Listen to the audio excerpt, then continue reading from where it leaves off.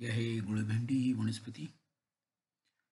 थेस्पिसिया पॉपिलिया या नावाने ओळखली जाणारी खेडेगावामध्ये किंवा रस्त्याच्या दुतर्फा ही लावलेली असते सावलीसाठी. पारस पिंपळ या नावाने सुद्धा ही परिचित आहे. ही वनस्पती एव्हरग्रीन आहे, सदाहरित आहे.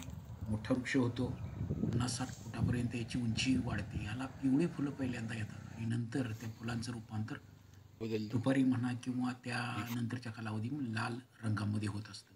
बदाम आकाराची ही पानं तुम्हाला बघायला मिळतात. ही जी रंगद्रव्य पण यातनं आपल्याला तयार करता येऊ शकतं, फुलातून असेल, फळातून असेल.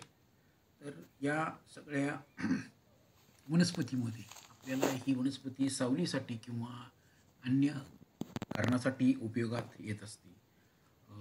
आयुर्वेदिक उपचार पद्धतीमध्ये पानं काही आळ्यांनी कुरतडलेले आहेत, म्हणजे इथल्या परिसरामध्ये जे कीटक आहेत त्यांना ही खाद्य वनस्पती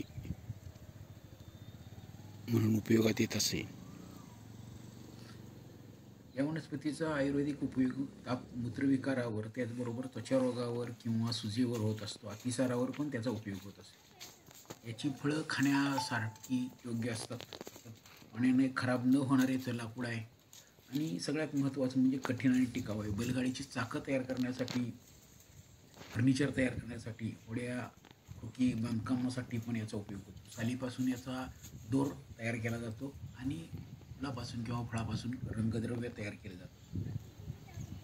आपल्या परिसरामध्ये ही वनस्पती असेल तर दोन्ही बाजूला रस्त्याच्या जर लावलेली असेल, सावलीसाठी ही वनस्पती अत्यंत चांगली आहे. गर्द सावली आपल्याला मिळते, आल्हाददायक, आणि फुलं वर्षभर आपल्याला मिळू शकतात. ही वनस्पती गुळभेंडी या नावानं ओळखली जाते.